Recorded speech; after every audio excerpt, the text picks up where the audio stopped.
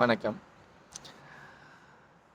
ரொம்ப நாளாவே இந்த ஏஜ் ட்ரான்ஸ்லேஷன் எப்படி நடக்குது? யங்கா இருந்துட்டு எப்போ நம்ம வயசாகுது? அத எப்படி நம்ம ஃபீல் பண்ணுறோம்? அப்படின்னு ஒரு வீடியோ போடணும்னு நினச்சேன். அதாவது என்ன மாதிரியான மாற்றங்கள் அனாட்டமி, ஃபிசியாலஜி, திங்கிங் ப்ராசஸில் வந்துட்டு இருக்குது அப்படின்ட்டு. பட் அது முடியாமல் போச்சு. அதில் ஒரு விஷயந்தான் இது. 40 வயசானால் நாய் குணம் வந்துடும் அப்படின்னு சொல்லுவாங்க. 100% ட்ரூ. எப்படி அது நமக்கு தெரிஞ்ச அனிமலை வச்சு அவங்க சொல்லியிருக்காங்கன்னு நான் நினைக்கிறேன். எப்படின்னா, இந்த நாய்க்கு நம்ம யூஸ்வலாக பார்ப்போம், மூச்சு இறைக்கும், கொஞ்சம் கொஞ்சமாக சாப்பிடும், எப்போ சாப்பிடுதுன்னு தெரியாது, எப்போ கிடைக்கிறப்பெல்லாம் சாப்பிடும், ஒரு ஆர்கனைஸ்டாக இருக்காது, கண்ணாப்பையான அலையும், ரைட், குலைக்கிறது, இது தெரிஞ்ச விஷயம், ரைட்.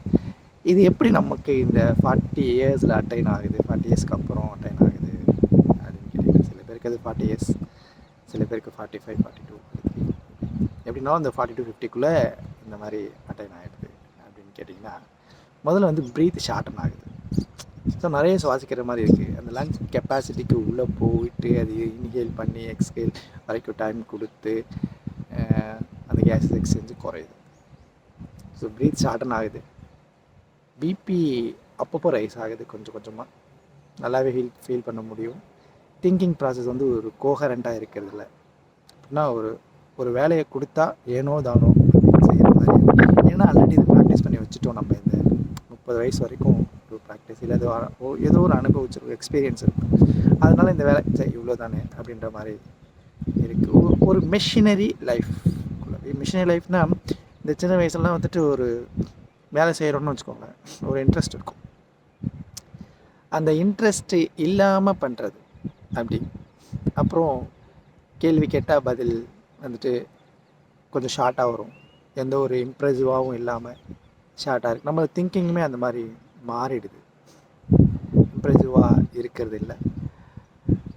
ரெண்டாவது பிபி ரைஸ் ஆகுது, அப்பப்போ பிபி ரைஸ் ஆகுது. அதை நம்ம கண்ட்ரோல்குள்ளே கொண்டு வரலன்னா கண்டினியூஸாகவே பிபி இன்டர்னலாக நமக்கு தெரியாமல் கூட இன்டர்னலாகவே பிபி ரைஸாகவே இருந்துக்கிட்டே இருக்கும். அதை நம்ம எப்படி கண்டுபிடிக்கலாம்னா, நம்ம கொஞ்சம் ஃபாஸ்ட்டாக இருப்போம், கண்ணாப்பண்ணான்னு பேசுவோம், யார் பதில் கேட்டாலும் கொஞ்சம் சவுண்டாகவே, அதாவது கொஞ்சம் அந்த எரிபறின்னு விழுகிற மாதிரின்னு சொல்லுவாங்க இல்லையா, அந்த மாதிரியே இருக்கும். நமக்கே நம்மளாலேயே அதை ஃபீல் பண்ண முடியும், நம்ம ஏன் இப்படி இருக்கோம் அப்படின்ட்டு. இந்த மாதிரியான பிபி ரைஸ் ஆகுது, ப்ரீத் ஷார்ட் ஆகுது, திங்கிங் ப்ராசஸ் வந்து கோஹரண்ட்டாக இல்லை, கொஞ்சம் அதை இது பண்ணிக்கணும்.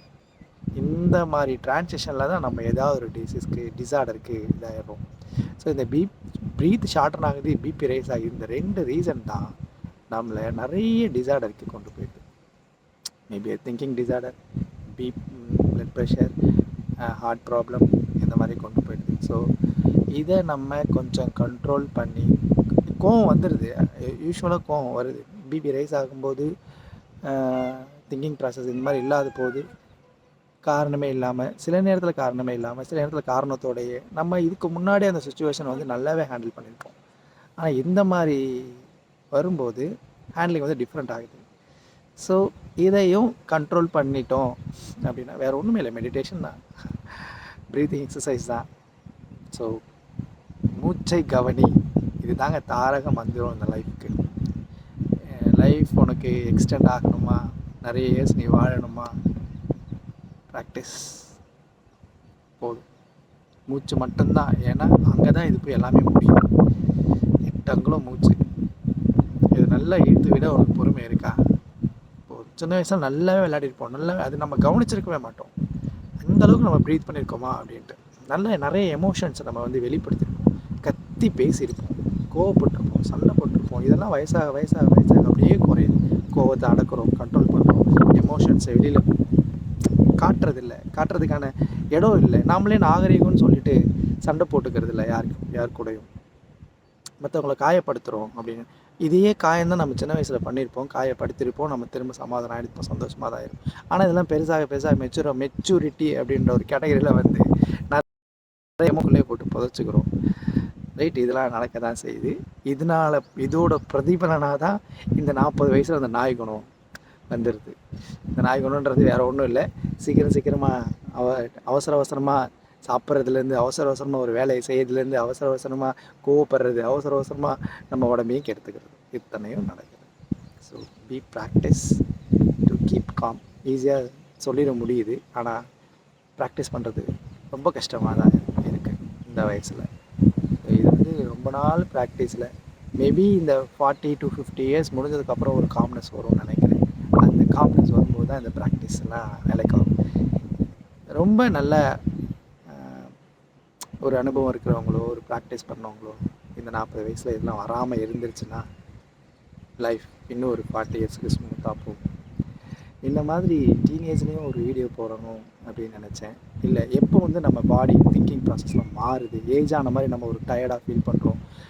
ஈவன் நான் ஃபீல் பண்ண வரைக்கும் கூட நம்மளோட உடம்புக்கும் போன், அதாவது சதைக்கும் போனுக்கும் உள்ள ரிலேஷன்ஷிப்பே வந்து கொஞ்சம் அப்படியே டைட்னஸ் குறையுது.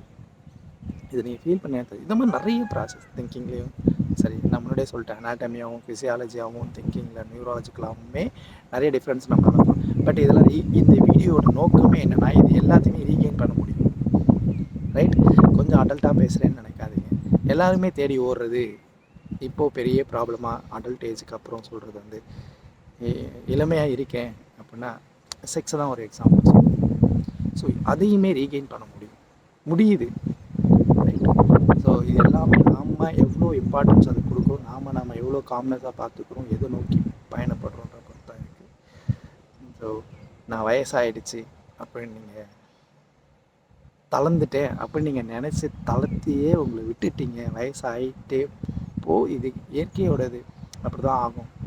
You can postponed, you can synchronise பண்ண முடியும். நான் பண்ணுறேன்னு கேட்டிங்கன்னா இல்லை, ஏன்னா எனக்கு அந்த சுச்சுவேஷன் நானும் அப்படியே அதை விடுறேன், கொஞ்சம் பிடிக்கிறேன், அப்படி தான். So you can, if you want you can do that.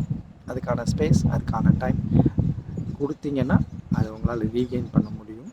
எல்லாத்தையுமே ரீகெயின் பண்ண முடியும். இளமையாகவே இருக்கவும் முடியும், இளமையாகவே திங்க் பண்ணவும் முடியும்.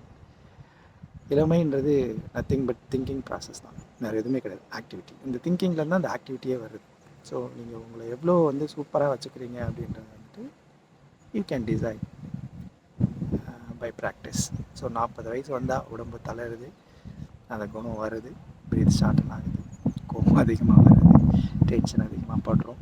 ஸோ பி கேர்ஃபுல் அண்ட் நல்லா ட்ரெயின் பண்ணிக்கோங்க. நான் சொல்லிட்டேன், ப்ரைம் மோஸ்ட் வந்து இந்த ப்ரீத்திங் எக்ஸசைஸ் தான்.